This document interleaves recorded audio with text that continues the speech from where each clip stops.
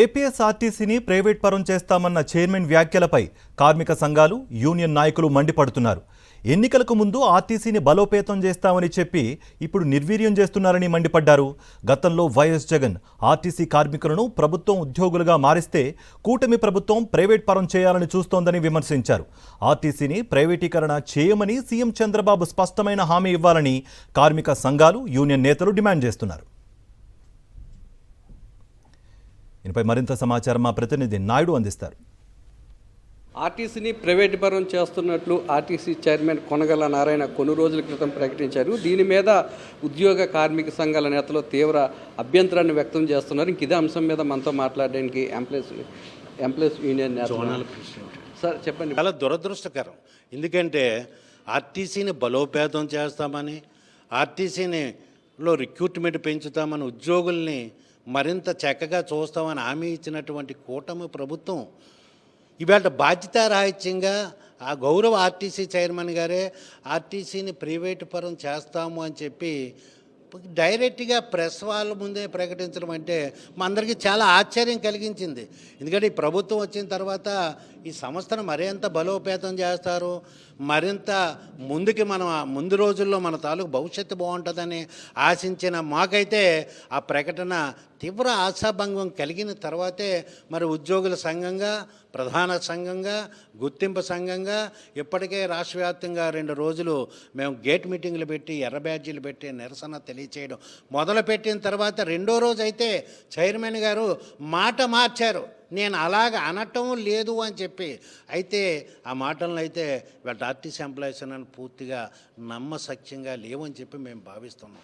RTC ఉద్యోగుల్ని ప్రభుత్వ ఉద్యోగులుగా గుర్తించడం ద్వారా గత ప్రభుత్వం ఆర్టీసీ ఉద్యోగుల తాలూకు ఇమేజ్ని ఈ సొసైటీలో పెంచింది.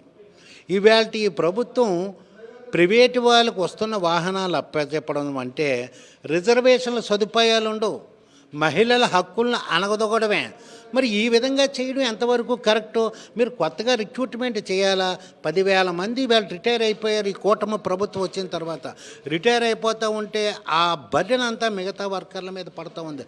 రిక్రూట్మెంట్ చేయట్లే, కొత్త బస్సులు కొనుగోలు చేయట్లే, ప్రయాణికులు ఉమెన్ ఫ్రీ టికెట్ ఇచ్చిన తర్వాత ప్రయాణికులు కూడా తీవ్ర ఇబ్బంది పడుతూ ఉన్నారు. తగినన్ని బస్సులు నడపలేకపోతూ ఉన్నాం, బస్సులు వెళ్తూనే ఉన్నాయి, బస్ స్టాపుల్లో జనం అలాగే ఉంటున్నారు. అంటే ఇచ్చిన హామీని మేము అమలు చేద్దాం ప్రయత్నం చేసిన బస్సుల సంఖ్య చాలకపోవడం, తగిన సిబ్బంది లేకపోవడం వల్ల ఉమెన్ ఫ్రీ టికెట్ కారణంగా ఉమెన్స్ కూడా ఇబ్బంది పడుతూ ఉన్నారు.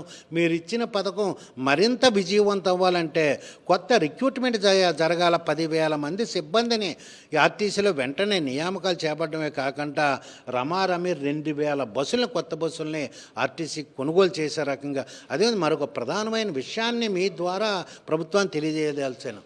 ఆర్టీసీలో ఉమెన్ ఫ్రీ టికెట్ రాకముందు ఆగస్టు 15, 2015 ముందు ఒక రోజుకి 35 లక్షల మంది ప్రయాణం చేసేవారు ఆర్టీసీలో. ఉమెన్ ఫ్రీ టికెట్ అమలు చేసిన తర్వాత రోజుకి 60 లక్షల మంది ప్రయాణం చేస్తున్నారు. 25 లక్షల మంది ప్రయాణికులు ఒకేసారి పెరిగారు. కానీ బస్సుల సంఖ్య తరిగిపోయింది, సిబ్బంది సంఖ్య తగ్గిపోతుంది. మాకు రావాల్సిన డిఏలు పెండింగ్లు ప్రస్తుతానికైతే ఇప్పుడు 4 డిఏలు పెండింగ్లు ఉన్నాయి సార్. 4 డిఏలు పిఆర్సీ మాకు 2020 నుంచి పిఆర్సీ రావాలండి. పిఆర్సీ చేయలేదు. మాకు జీతభత్యాలు చాలా తక్కువగా ఉండడం వల్ల మా పిల్లలకి అందరూ చదువులు కానీ మాకు చాలా ఇబ్బంది పడుతున్నాం. కూటమి ప్రభుత్వం రాగానే మాకు పిఆర్సీ వెంటనే చేస్తామని మాకు హామీ ఇచ్చిన ప్రభుత్వం ఏది చేయలేదు. పిఆర్సీ కమిషన్ కూడా వేయలేదు. ఒత్తిడి పెరుగుతుంది. ఇప్పుడు ఆర్టీసీని ప్రైవేట్ పరం చేస్తే ముఖ్యంగా ఉద్యోగులకు ఎలాంటి ఇబ్బందులు తలెత్తే అవకాశం ఉంది? ఉద్యోగులు చాలా ఇబ్బంది పడతారండి. కూటమి ప్రభుత్వం మమ్మల్ని ఆదుకుంటారని, మమ్మల్ని బాగా చూస్తారనుకొని మేము నమ్మి ఓట్లేసి గెలిపించుకున్నాము. అందులోని కూడా ఆడవాళ్ళు ఉన్నాం కదండి, అక్క చెల్లెళ్ళు. కూటమి ప్రభుత్వానికి అక్క చెల్లెళ్ళు ఉన్నారు, మా తోబుట్టువులు అని అంటున్నారు కదండి. అలాగే పై తోబుట్టువులు, అక్క చెల్లెళ్ళు ఉన్నట్టే ఆర్టీసీలో కూడా ఉన్నామండి. మేము కూడా చాలా ఇబ్బందులు పడుతున్నాము. ఈ స్త్రీశక్తి వచ్చాక చాలా ఇబ్బందులు ఎదుర్కొంటున్నాము.